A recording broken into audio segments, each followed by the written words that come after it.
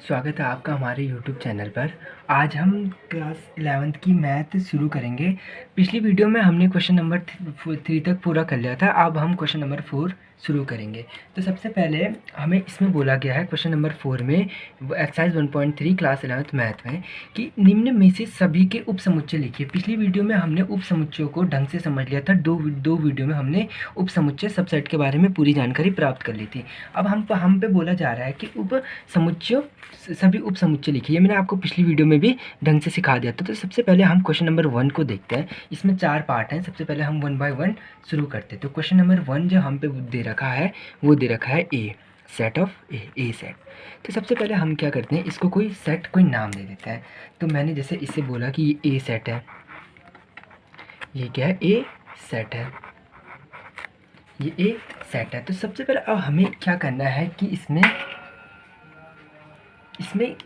अवयवों की संख्या, यानी इस सेट में समुच्चय ए में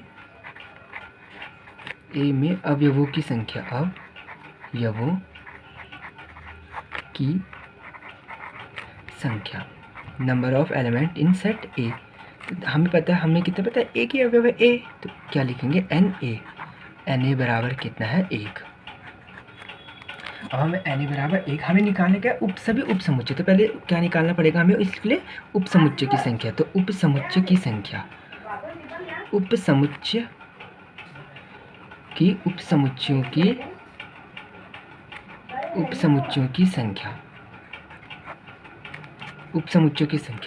समुच्चयों की संख्या आपको मैंने बताया था पिछली वीडियो में 2 की पावर n। और जहाँ ये n क्या रिप्रेजेंट करता है, number of element in a set A, number of element in set ए। तो इन सेट ए कितना दे रहा है हमें, ए के एलिमेंट है यानी 2 की पावर 1 यानी 2, यानी इसके कुल कितने उप समुच्चय होंगे, 2 उप समुच्चय। अब हमें उप समुच्चय लिखना है। तो उप समुच्चय हमें बहुत आसानी से हम लिख लेंगे, एक उप समुच्चय। तो सबसे पहले मैंने आपको पिछली वीडियो में बताया था कि सबसे पहले ए तो क्या होता है, खुद अपना एक उप समुच्चय होता है, यानी एक उप समुच्चय तो ए खुद हुआ, हमने जो माना यानी ए। और दूसरा उप समुच्चय क्या होता है, एक फाई और ए हमेशा खुद के एक, ये ए तो हमेशा अपना ही एक उप समुच्चय होता है। और फाई हर किसी सेट का जो सबसेट होता है वो फाई होता है। यानी कितने निकल गए इसके, 2। यानी हम यानी किस तरीके से लिख सकते हैं, ए क्या था हम पे ए सेट क्या था हम पे सेट ऑफ ए, और दूसरा क्या लिया मैंने, फाई को इस तरीके से भी हम रिप्रेजेंट करते हैं। यानी ये क्या हुआ इसका फाइनल आंसर। अब अगला क्वेश्चन है इसमें, क्वेश्चन नंबर सेकंड को भी देखते हैं हम। क्वेश्चन नंबर सेकंड भी बहुत इजी क्वेश्चन है। इसमें सबसे पहले हमें क्या दे रखा है, ए और B, set of A comma B. तो मैं क्या लिख लेता हूँ इसे, मैं इसी तरीके से इस बार मैं बी सेट मान लेता हूँ इसे हमने माना बी, ए कॉमा बी। फिर वही बी में समुच्चय बी में अवयवों की संख्या,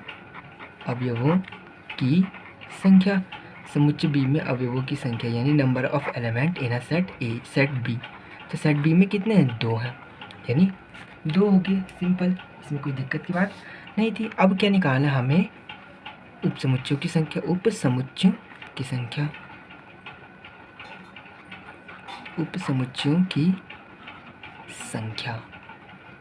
समुच्चयों की संख्या निकालने के लिए हम क्या करेंगे, 2 की पावर n, और n कितना है, 2, यानी 2 की पावर n, यानी ये n के बताए थे मैंने आपको, number of element in set B हो जाएगा यहाँ पे। तो 2 की पावर 2 यानी 4, यानी उप समुच्चय कुल कितने उप समुच्चय, 4 उप समुच्चय। अब हमें उप समुच्चय लिखने हैं,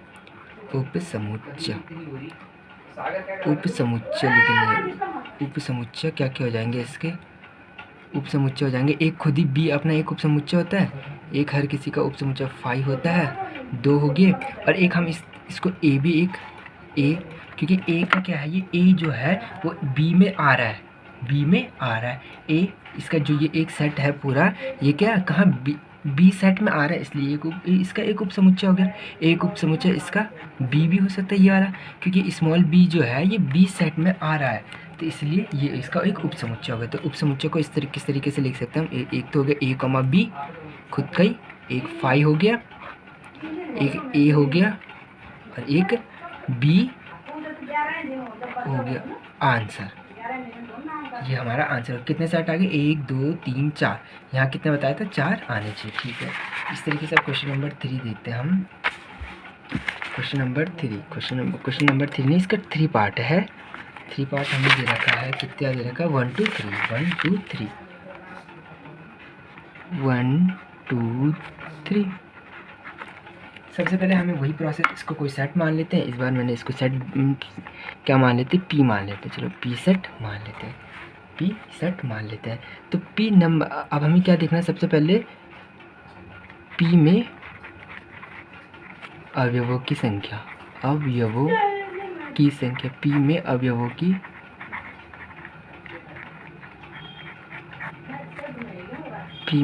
की संख्या कितनी, 3। पी में अवयवों की संख्या कितनी होगी, 3।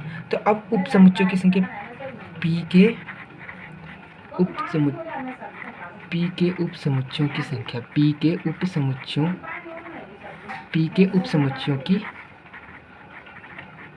उपसमुच्चयों की संख्या कितनी हो जाएगी, 2 की पावर n, यानी ये क्या था, n p। n कितना है, 3, यानी 2 की पावर 3 यानी 8। ठीक है, 2 की पावर 8, 2 की पावर 8 मेरा क्या है, उपसमुच्चयों की संख्या। तो अब उपसमुच्चय लिखते हैं सबसे पहले, उपसमुच्चय क्या हो सकते हैं, एक तो खुद p क्या है, p 1 2 और 3। एक क्या होता है, 5 होता है हर किसी का समुच्चय। 2 आगे हमें कितने बनाने, 8। एक a भी हो सकता है, एक 1 भी हो सकता है, एक 2 भी हो सकता है, एक इसी तरीके से 3 भी हो सकता है, एक इसी तरीके से 1,2 भी हो सकता है, 1,2 फिर 1,3 भी हो सकता है, 1,3 1,3। अब ये 2,3 भी हो सकता है, 2,1 2 3 4 5 6 7 8। अब हम क्या करते हैं, अक्सर हम बोलते हैं कि एक 1,2 तो एक 2,1 हो जाएगा, और एक क्या हम इसी तरीके से यहाँ पे क्या लिखते हैं, यहाँ पे था 1,3 तो हम बोलते 3,1।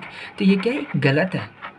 क्यों, क्योंकि मतलब है तो एक ही सेट पर, हमने अगर 1,2 इसका उपसमुच्चय लिख चुके हैं तो ये और ये बात बराबर तो है, क्योंकि इसमें हम किसी भी सेट के अंदर किसी को, मान लिया मेरे पास कोई सेट ए था, मैंने इसको इस तरीके से ABC लिखा है, तो कोई अगर दूसरा इसी ए सेट को इस तरीके से लिखता है BAC, तो ये भी दोनों सेम है, ये दोनों बराबर है, इसलिए कोई अंतर नहीं है। यहाँ पे भी 2,1 बोलो या 1,2 बात एक ही है, तो इसलिए इसमें एक ही काउंट होगा। इसलिए इसमें हमने कितने निकाले थे, 8 निकालने थे, और कितने आगे, 1 2 3 4 5 6 7 8, 8 यहाँ भी आगे, यहाँ भी 8 आगे। अब हम देखते हैं, इसमें नेक्स्ट क्वेश्चन था हम पे 5, चौथा क्वेश्चन है हम पे 5, चौथा क्वेश्चन है हम पे 5। तो उपसमुच्चय निकालने के लिए सबसे पहले हमने कोई समुच्चय मान रहे हैं, कोई समुच्चय कोई नाम दे रहे हैं, यानी कोई नेम दे रहे हैं सेट को। फिर दूसरा क्या कर रहे हैं, NA निकाल रहे हैं, यानी NA निकाल रहे हैं। फिर तीसरा क्या कर रहे हैं, उपसमुच्चयों की संख्या, नंबर ऑफ सबसेट, उपसमुच्चयों की संख्या, और चौथा उपसमुच्चय हम निकाल रहे हैं। 4 प्रोसीजर हैं, बहुत ईजी क्वेश्चन बन जाते हैं। क्या दे रखा था हमें, 5 हमें दे रखा था। अब हम क्या कर लेते हैं, 5 का कोई सेट मान लेते हैं। मैंने माना इसे S में कोई से सेट ले लेता हूँ। ठीक है, S मैंने सेट लिया, तो अब इसमें अवयवों की संख्या, अवयवों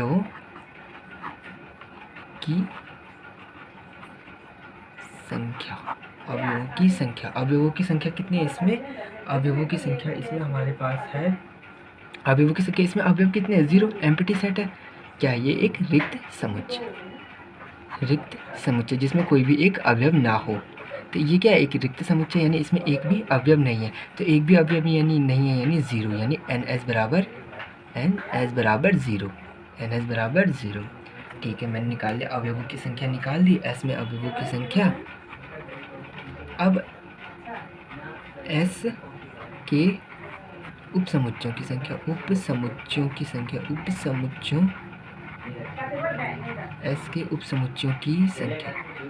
S के उपसमुच्चयों की संख्या बराबर 2 की पावर n, यानी 2 की पावर 0। n क्या रिप्रेजेंट करता है, number of subset of S, यानी 0।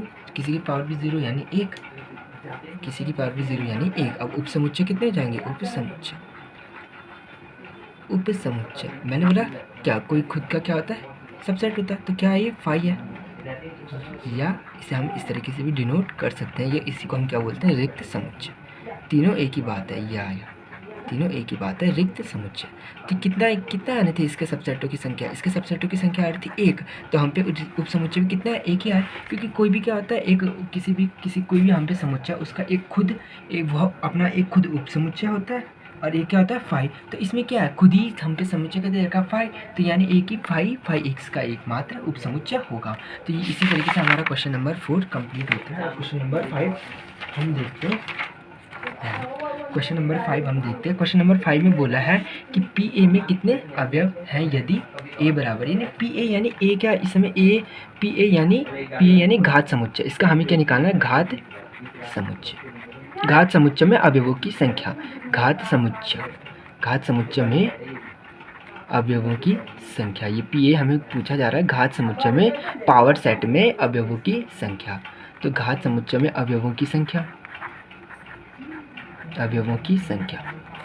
मैंने लिखा पी ए।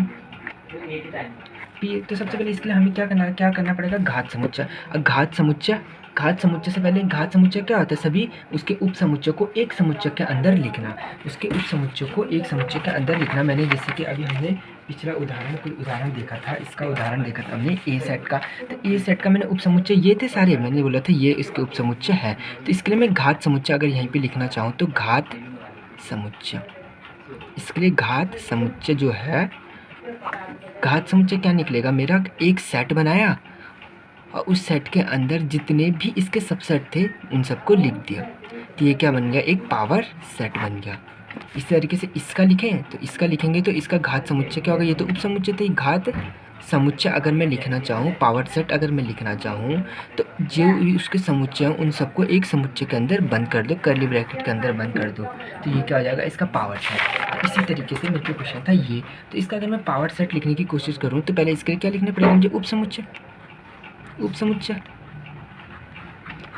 और अभी मैंने आपको यहाँ पे बताया इसके उप समुच्चय कोई भी क्या, ये भी एक रिक्त समुच्चय ही फाई है, तो इसके उप समुच्चय कितना आएंगे, एक आएंगे, और क्या आएगा, खुद ही फाई आएगा, फाई आएगा। तो यानी उप समुच्चय कितना आया, उप समुच्चय कितना आया इसका, फाई आया।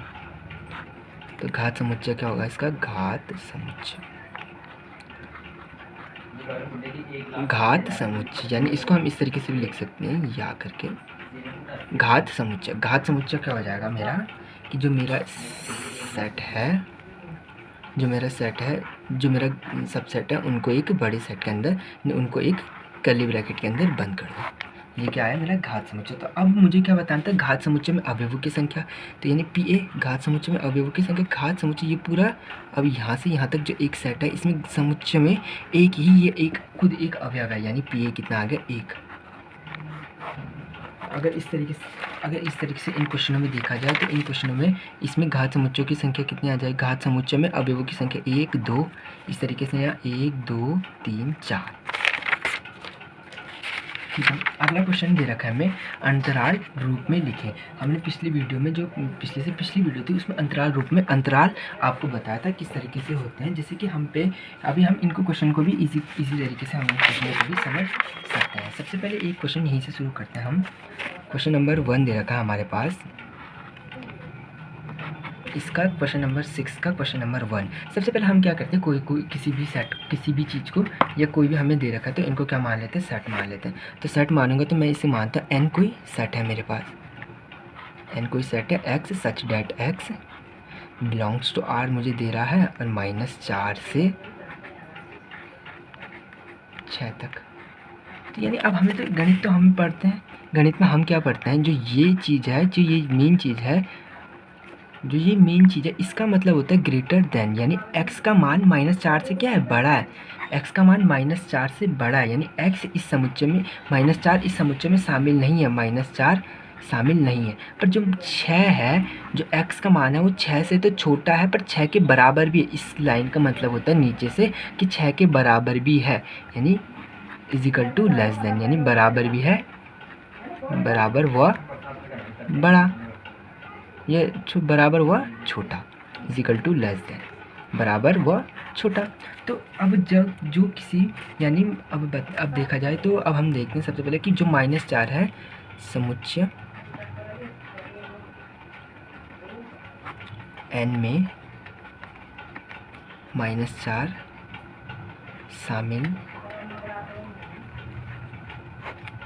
शामिल नहीं है तथा समुच्चय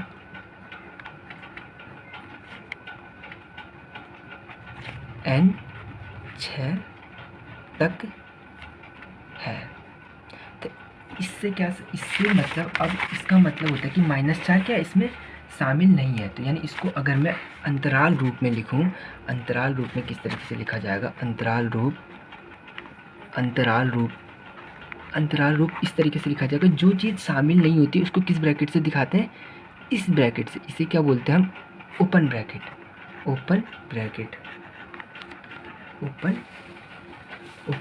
इसे हम ओपन ब्रैकेट बोलते हैं। यानी ये चीज़ इसमें क्या है, शामिल नहीं है, ओपन ब्रैकेट। ये ओपन ब्रैकेट होता है, इसको हम बोलते हैं हिंदी में खुला विवृत अंतराल या खुला अंतराल। तो यानी इसमें ओपन ब्रैकेट जो चीज़ शामिल नहीं है, इसमें क्या शामिल नहीं है, -4 हमारा शामिल नहीं है। -4 ओपन ब्रैकेट के अंदर इस तरीके से आपसे इस पेन से लिखता हूँ, -4 शामिल नहीं है। और जो शामिल होता है इसको इस ब्रैकेट यानी क्लोज ब्रैकेट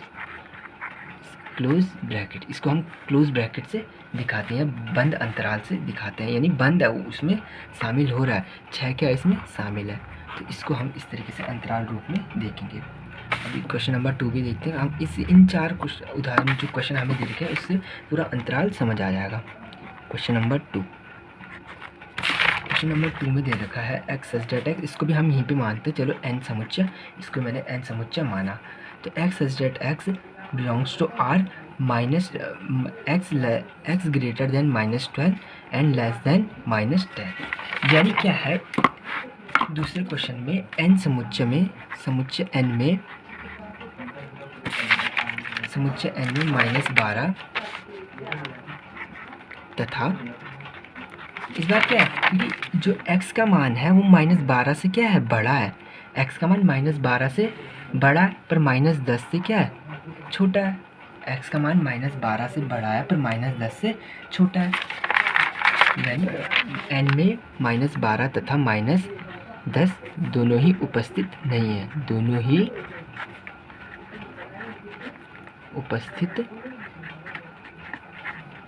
उपस्थित नहीं है,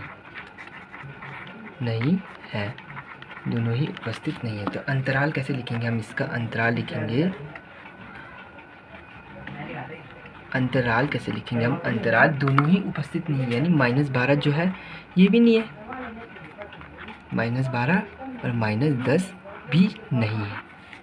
अब कभी भी क्या होती है, जो ये यहाँ से हम लिखना शुरू करते हैं, ये छोटी संख्या या छोटा अंक होता है। छोटी संख्या, दोनों संख्या में जो दो अंतराल हमें दे रखे हैं उनमें छोटा अंतराल होता है, और ये क्या होता है, इस साइड बड़ा लिखा जाता है, बड़ा अंतराल। बड़ी संख्या लिख सकते हैं हम इसे, बड़ी संख्या कभी भी हो, जैसे ये है, ये क्या एक छोटी संख्या है और ये क्या एक बड़ी संख्या, कभी भी हो छोटी इधर और बड़ी इधर लिखी जाती है। तीसरा हमें बोला जा रहा है